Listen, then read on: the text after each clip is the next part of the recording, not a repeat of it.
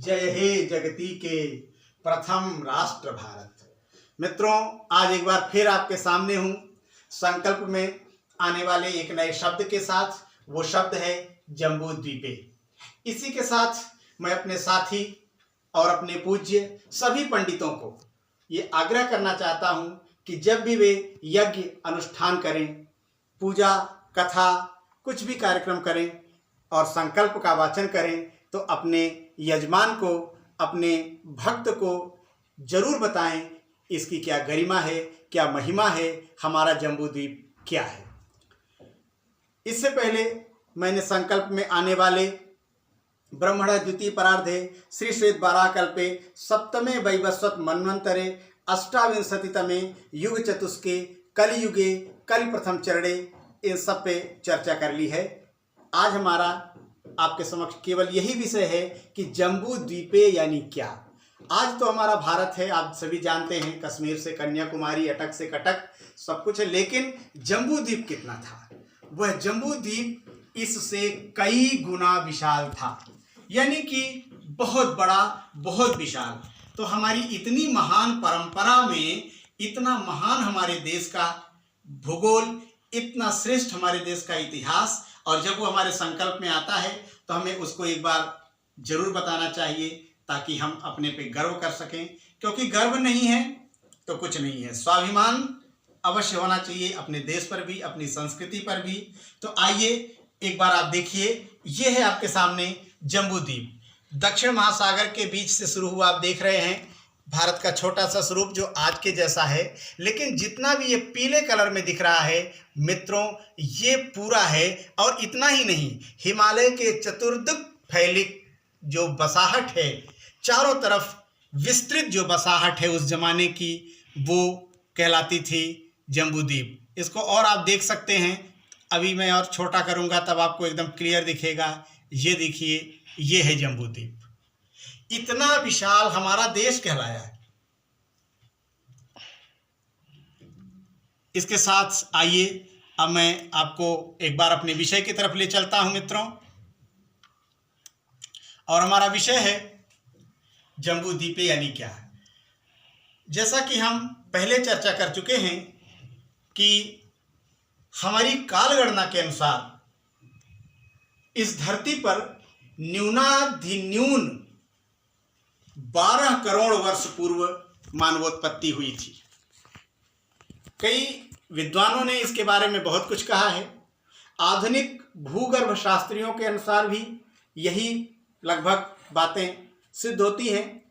History Congress 1990, Calcutta 28 मार्च 1990, presidential address bye Hiralal गुप्त में भी बहुत स्पष्ट जानकारी इसके बारे में मिलती है कि बहुत प्राचीन काल में, बहुत प्राचीन काल मतलब 12 करोड़ वर्ष पूर्व, 120 दशलक्ष वर्ष पूर्व मानवोत्पत्ति हुई थी।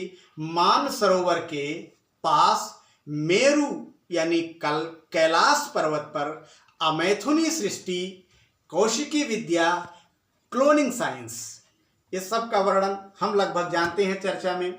वैसे इसके बारे में 5/5/2002 दैनिक नवराष्ट्र नागपुर के पेपर में काफ़ी विस्तृत जानकारी छपी हुई थी कि कितनी प्राचीन है हमारी परंपराएं, मानवोत्पत्ति और हमारी मान्यताएं। बहुत सारे इस जम्बू द्वीप के बारे में और भी प्रमाण मिलते हैं। हिमालयो अभिधानोयम ख्यातो लोकेशु पावनः अर्ध योजन विस्तारः पंच योजन मायतः परिमंडलयोर मध्ये मेरु उत्तम पर्वतः ततः सर्वा समुत्पन्नाः वृत्तया द्विजसत्तमः। वायुपुराण में भी दक्षिणेन पुनर्मेरुः मानसस्य च मूर्धनि वैवस्वतो निवसति यमः स यमने पुरे। इसके अलावा भी मित्रों भूगर्भ शास्त्री वेरल और क्रूइसर ने भी बहुत कुछ कहा है। Man and Himalayas arose simultaneously towards the end of Miocene period and India can claim to be the cradle of man and also the cradle of human civilization. Himalaya के साथ ही मनुष्य अस्तित्व में आया और भारत मानवीय सभ्यता का जनक होने पर गर्व कर सकता है। इतनी बड़ी बात वेरल और क्रूजर जैसे भूगर्भ शास्त्रियों ने हमारे भारत के लिए लिख दिया। कदाचित इसलिए ही अंग्रेजी का मैन, जर्मनी का मेनस या मन, पारसियों के मोरू, यूनानियों के मेरोस, दक्षिण तुर्की के मेरव, मिस्र के मेरई या असीरिया के मोरुख में समानता है। यानी कि पहला मनुष्य जो पैदा हुआ, उत्पन्न हुआ, जिसे हम कह सकते हैं 23 लाख वर्ष पूर्व, वह हिमालय के आसपास पैदा हुआ और फिर वो धीरे धीरे धीरे धीरे पूरी दुनिया में फैलता गया और पूरा जम्बूद्वीप बसा। फिर भी न जाने कहाँ से हमारे पुराने इतिहासकारों को, विद्वानों को यह सूझा कि वो ये सिद्ध करने का प्रयास करते रहे कि आर्य बाहर से आए, जबकि सहज प्रवृत्ति देखें तो हम तो यही जानते हैं, समझते हैं और यही हमारी आत्मा भी कहती है कि आर्य तो हम ही हैं, क्योंकि आर्य हमारे ही पूर्वज थे। लेकिन जब तक मेरा यह शोध कार्य संपूर्ण नहीं होता तब तक मैं नहीं कहूँगा कि आप माने ही, लेकिन इतना तो निश्चित है कि आर्य हम हैं, हमारे ही पूर्वज थे। हमारे ही पूर्वजों ने पूरी पृथ्वी पर बसाहट की, सबको बसाया। इसीलिए तो कहा जाता है स्वदेशो भुवनत्रयम् वसुधैव कुटुंबकम, यानी हम ही आर्य हैं और हमने ही पूरी दुनिया को बसाया है। आर्य कोई हमसे अलग जाति नहीं है जो हम जैसे असभ्यों को सभ्य करने के लिए आई थी। ये इस बात में बहुत ज़्यादा सोचने की जरूरत नहीं है, लेकिन फिर भी मैं पूरे प्रूफ के साथ, पूरे प्रमाणों के आधार पर कहने के लिए अपने इस शोध कार्य को आगे बढ़ा रहा हूँ और निरंतर आगे बढ़ाता रहूँगा।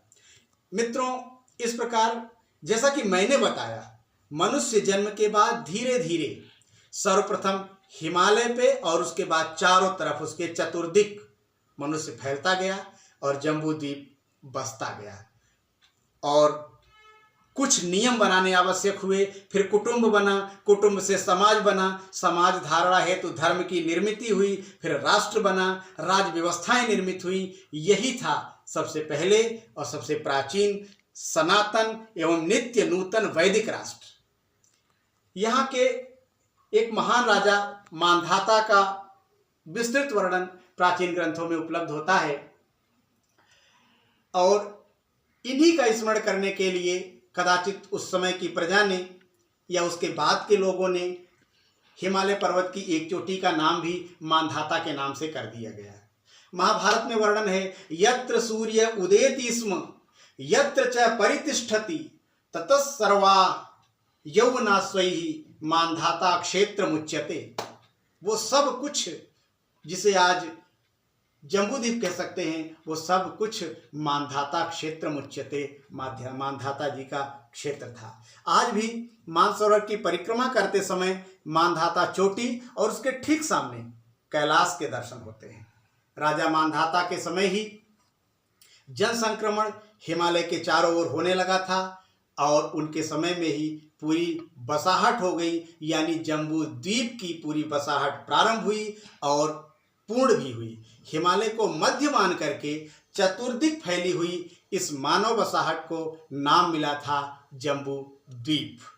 एक बार आप फिर से देखिए इस जम्बूद्वीप को तो आपको समझ में आएगा कि भारत के ऊपर उत्तरी क्षेत्र में हिमालय, हिमालय की एक चोटी का नाम है कैलाश, कैलाश पर ही मेरु पर्वत है और मेरु पर्वत पे पहला मनुष्य जो उत्पन्न हुआ, उस मनुष्य ने जैसे जैसे लोग बढ़ते गए, जनसंख्या बढ़ती गई होगी, वैसे वैसे अधिक से अधिक क्षेत्रों तक फैलते गए और फैलते फैलते विकसित होता गया हमारा यह क्षेत्र, हमारा यह राष्ट्र, हमारा यह पूरा का पूरा जम्बूद्वीप।